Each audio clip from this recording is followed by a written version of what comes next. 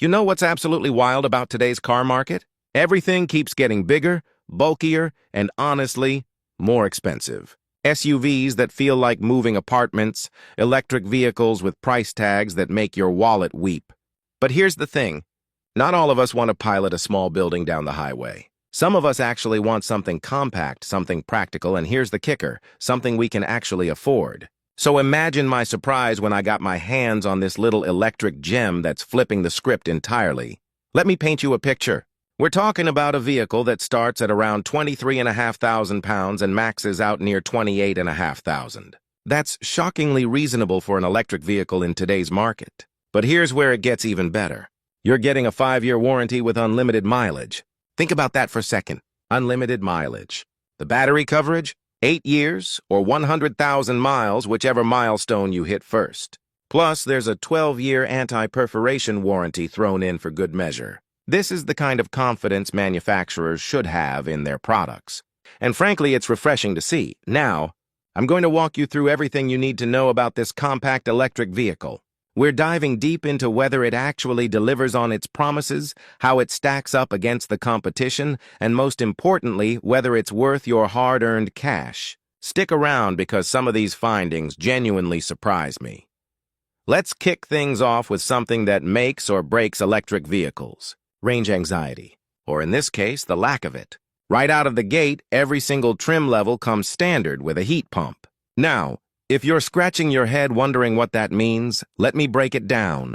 This clever bit of technology drastically improves efficiency when you're heating the cabin during those freezing winter months. Instead of sucking massive amounts of power from the battery, it captures waste heat from the vehicle's electronics and the battery pack itself, then redirects that warmth into the cabin. Genius, right? Here's what the manufacturer claims you can expect. The smaller 42 kilowatt-hour battery variant delivers 203 miles on the official mixed driving cycle. Step up to the 49 kilowatt-hour version, and you're looking at 229 miles. Now I know what you're thinking. Those are manufacturer claims, and they're usually optimistic at best. So I put the larger battery model through its paces across every conceivable driving scenario. Motorway cruising, winding country roads, stop-and-go city traffic, the whole 9 yards. My real-world result? Between 190 to 210 miles consistently. That's impressively close to the official figures, and honestly, that kind of honesty from a manufacturer is refreshing. If I'd been testing the smaller battery variant, I'd estimate somewhere between 160 to 190 miles. When you look at the numbers compared to other vehicles in this compact class and price bracket, it's genuinely remarkable what's been achieved here. The engineering team deserves serious credit for squeezing this much range out of such a compact package. But here's something that absolutely blew my mind, and it's a feature that even vehicles costing twice as much often skip. You've got fully customizable regenerative braking via paddle shifters mounted right behind the steering wheel. This might not sound exciting if you're new to electric vehicles, but trust me, it's a game changer.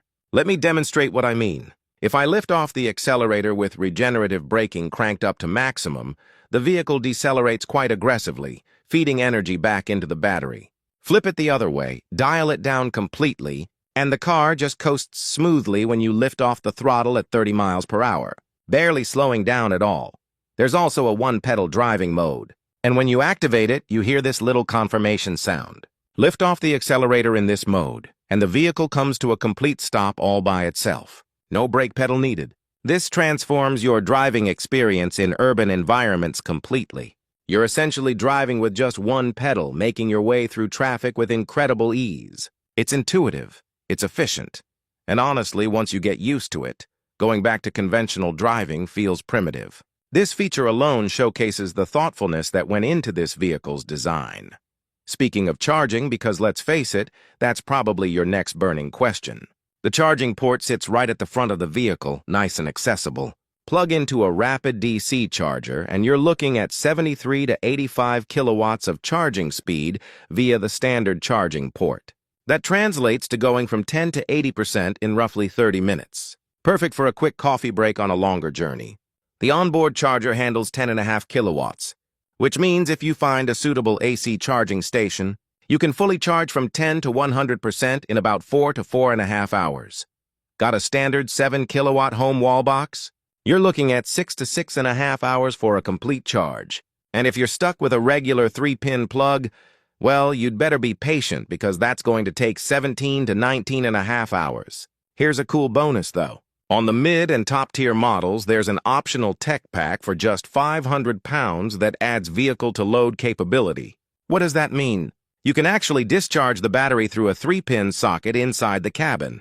Imagine going camping and being able to power your entire setup directly from your car. How cool is that?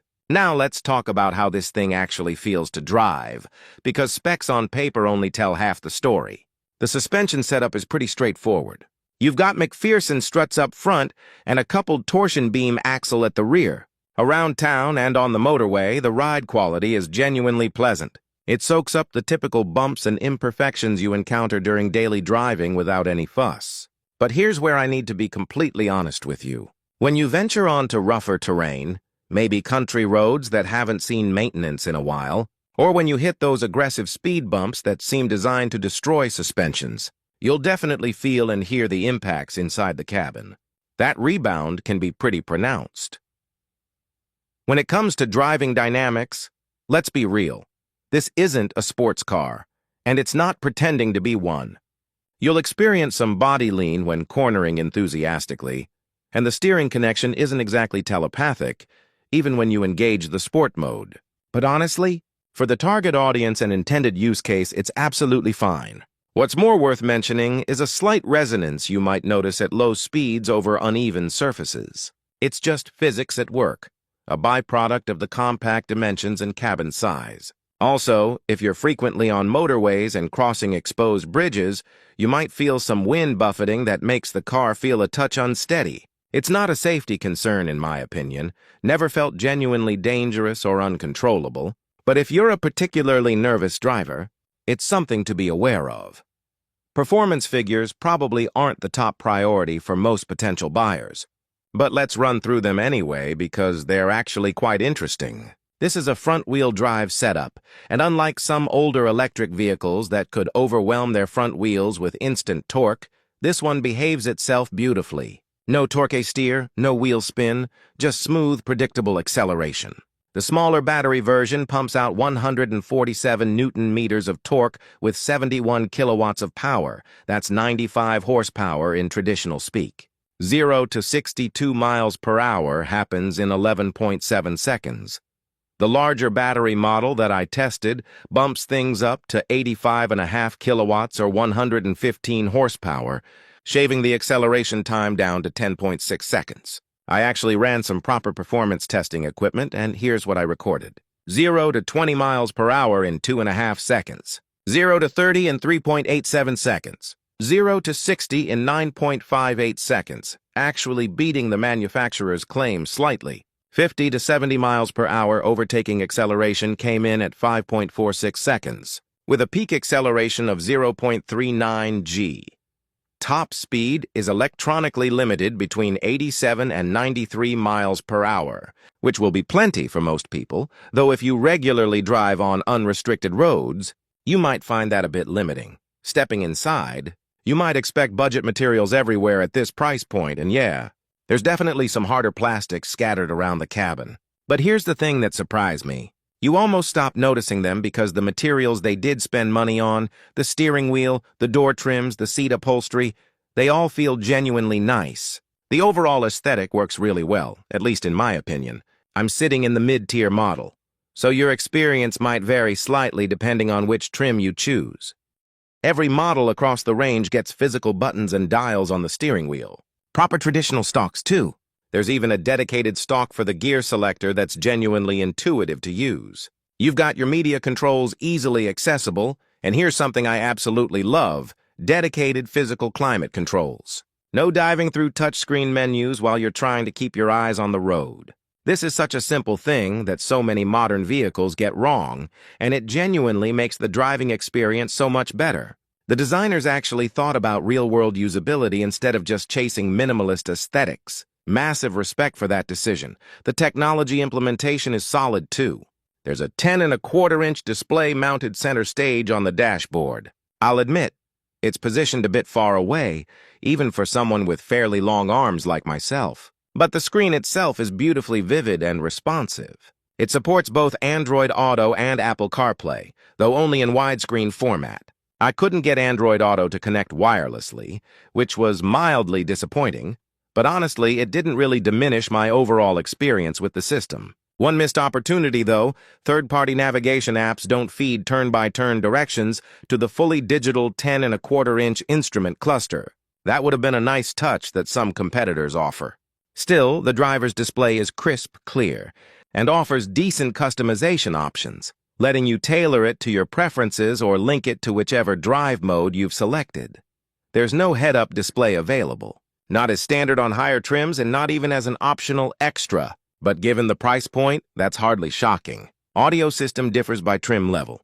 The base model gets a 4-speaker setup with speakers in each door. Mid and top-tier models upgrade to 6 speakers, adding tweeters up front. The upgraded system is perfectly adequate for casual music listening, though serious audiophiles might find themselves wanting more across the frequency range. Storage solutions throughout the cabin are thoughtful, mostly. You've got a glove box that's actually been optimized for right-hand drive markets, which is a nice detail. Above that, there's an elongated but narrow shelf, perfect for your phone or small valuables. Below, you'll find a USB-C port and a 12-volt socket that can output up to 180 watts, plus a USB-A port handy for connecting to the infotainment system. Under the central control area, there's a smartphone tray that doubles as a wireless charger on the mid and top-tier models, complete with non-slip material. Worth noting, if you want USB ports for rear passengers, you'll need to upgrade from the base trim.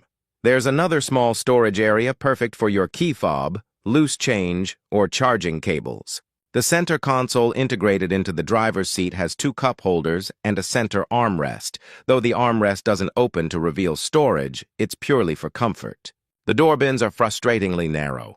If you've got a standard 500 milliliter reusable water bottle, it'll have to live in the cup holders, but even those present issues. The upper cup holder lets smaller bottles wobble around, while the lower one is so tight that a standard bottle barely fits, especially if you try to close the armrest over it. This feels like a design oversight that could have been easily avoided with better door bin integration. There's no pull-down armrest compartment for rear passengers since this is strictly a 4-seater, and there's no additional storage at the back of the center console either. Boot capacity ranges from 280 to 351 liters depending on seat configuration, expanding to 1,059 liters with the seats folded.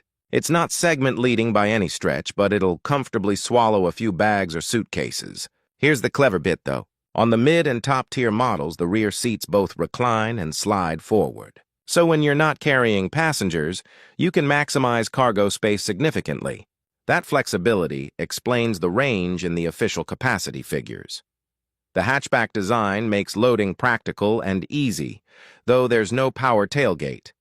There's a decent underfloor compartment for charging cables, and you get a flat loading floor thanks to some clever folding mechanisms built into the rear seats. Unlike some competitors that make you fold the entire second row as one piece, this one has a proper 50-50 split, giving you more flexibility. No front trunk under the hood, and the roof can handle up to 75 kilograms.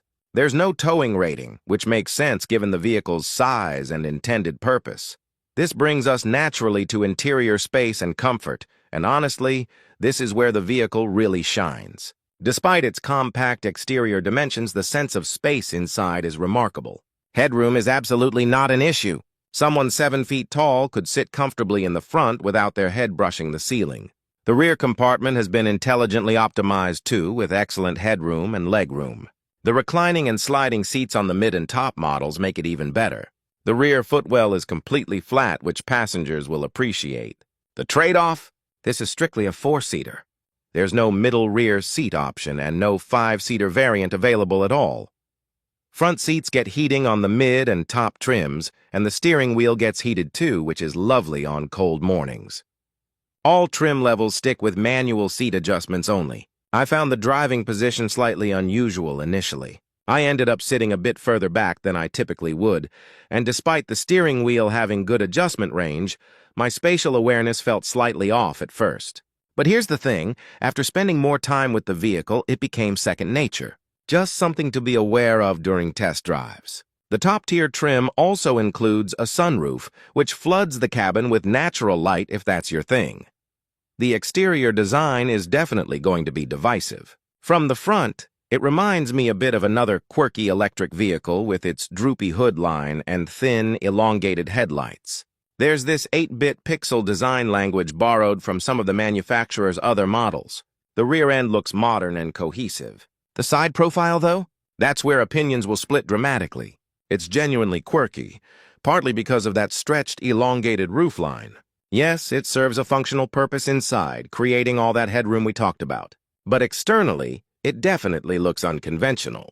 Whether you love it or hate it, probably comes down to personal taste. Wheel sizes start at 15 inches on the base model, jumping to the pictured 17-inch alloys on the higher trims.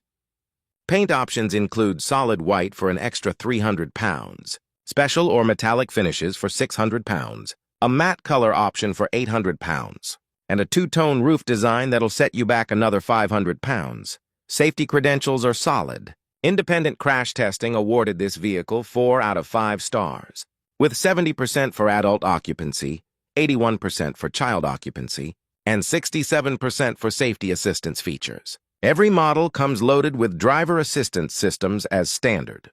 The adaptive cruise control works brilliantly, maintaining a safe following distance without that annoying jerky behavior some systems have. There's also steering assistance that works reasonably well, intelligent speed limit recognition, lane keeping assistance, lane following assistance, forward collision warning, and driver attention monitoring.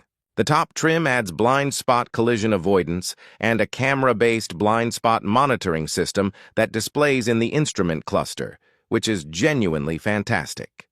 Here's my one major frustration. All these systems reset and reactivate every single time you start the vehicle, regardless of how you left them last time. Fortunately, the designers included a workaround. Long press the mute button on the steering wheel to disable speed assistance, and press the steering wheel icon to turn off lane keeping assistance. Super handy if you frequently drive on narrow country roads. However, the driver attention monitoring system requires menu diving to disable, and honestly, it's overly sensitive. It kept beeping at me even when my hands were in a perfectly natural position and I was looking straight ahead. That got old fast. Visibility is generally pretty good up front, though the rear-view mirror placement can slightly obstruct your forward view depending on your seating position and height. Side visibility is excellent thanks to generous window proportions, and rear visibility is similarly good. There's a rear wiper included, which is brilliant for muddy or rainy conditions. The turning circle measures 10.6 meters, making urban maneuvering effortless. Rear parking sensors and a camera come standard across all trims, though, I'll be honest, the camera has an odd field of view that makes judging distances somewhat tricky. You'll probably find yourself relying more on the sensors or just looking over your shoulder and using the mirrors. Front parking sensors arrive on the mid and top trims, and the top model gets a full 360-degree surround view camera system plus parking collision avoidance assistance. So after spending considerable time with this compact electric vehicle, here's my final take. Yes, the design is quirky, particularly that side profile, but that's entirely intentional. What you get in return is phenomenal interior space with excellent headroom and legroom. There's impressive practicality and customization throughout. The technology implementation is thoughtful and user-friendly. The driver assistance features are comprehensive, with most coming standard regardless of trim level. The driving experience is comfortable for its intended purpose. And perhaps most impressively, the real-world electric range genuinely delivers, especially when you consider its compact dimensions and price bracket. When you factor in everything this vehicle offers at its asking price, it becomes incredibly easy to recommend. It punches well above its weight class and delivers genuine value. This isn't just good for a compact electric vehicle, it's genuinely good, period. It earns a strong recommendation without reservation. I'm genuinely curious about your thoughts on this one. Does it appeal to you? Would you choose it over some of the alternatives in this segment? Drop your opinions down in the comments because I love hearing different perspectives. If you found this deep dive helpful and want to see more detailed, independent reviews like this, showing some love with a like and hitting that subscribe button would mean the world. It helps more people discover content that actually helps them make informed decisions about their next vehicle. Until next time, take care of yourselves, drive safe, and I'll catch you in the next one.